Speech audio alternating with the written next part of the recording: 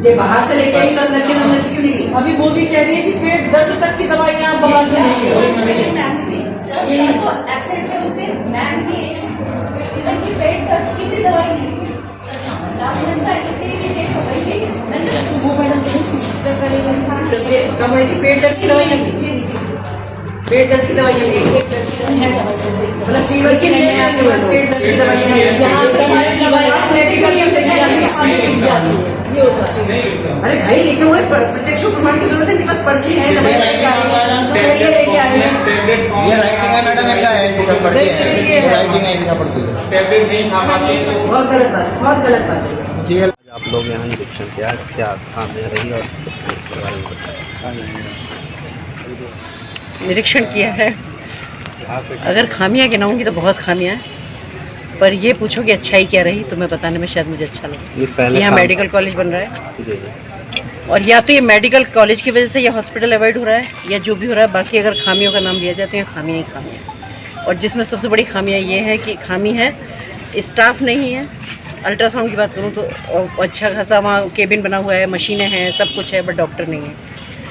अगर पर्चे देख के मरीजों का इलाज की बात करूँ तो जैसे मैंने देखा कि बाहर से सारी दवाइयाँ लिखी जा रही हैं, इवन कितनी छोटी छोटी दवाइयाँ कि पेट दर्द और बुखार की दवाइयाँ बाहर लिखी जा रही हैं। थोड़ा मैं कहना चाहूँगी कि वो वजह कह रही हूँ, मैं पर्सनली किसी को नहीं कह रही हूँ, पर अगर खामियों के नाम पे कहा जाए तो अस्पताल के नाम पे कुछ भी नहीं।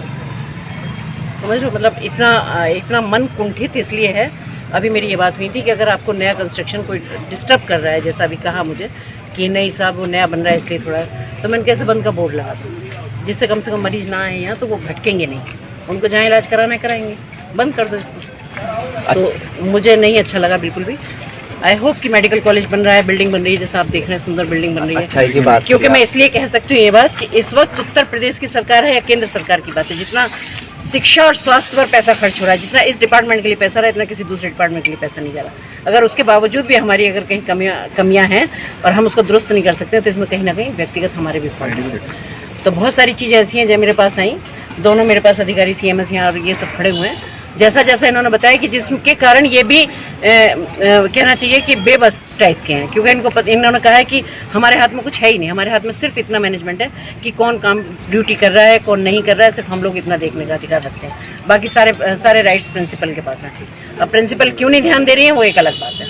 अब उनसे मिला जाएगा या तो बात की जाएगी या नहीं देनी, हो सकता है आपके द्वारा भी उनके पास खबर पहुँच जाए या यहाँ के द्वारा खबर पहुँच जाए कि बिल्कुल सिस्टम बस्ट किया हुआ है। हाँ, ये प्रिंसिपल और इसका जो ये है इसमें तालमेल की कमी कही है।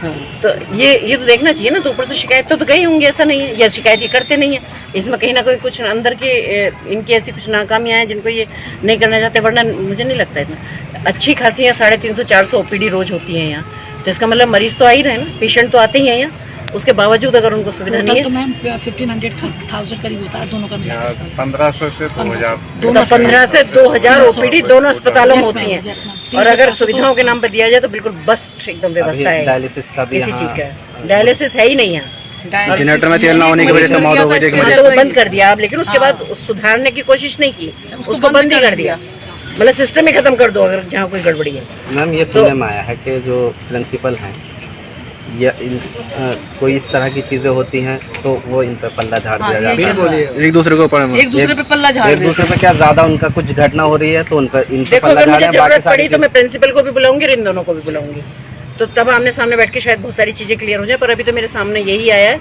कि प्रिंसिपल महोदया हमारी नहीं करने देती हैं कुछ भी, क्योंकि सारा होल्ड उन्हीं के पास है और वो यहाँ बैठती नहीं है, वो तो दूसरी जगह कहीं बैठती हैं, तो इसलिए शायद उन्होंने आंखों पर पट्टी बांधी हुई है और वो कोई ध्यान नहीं दिया।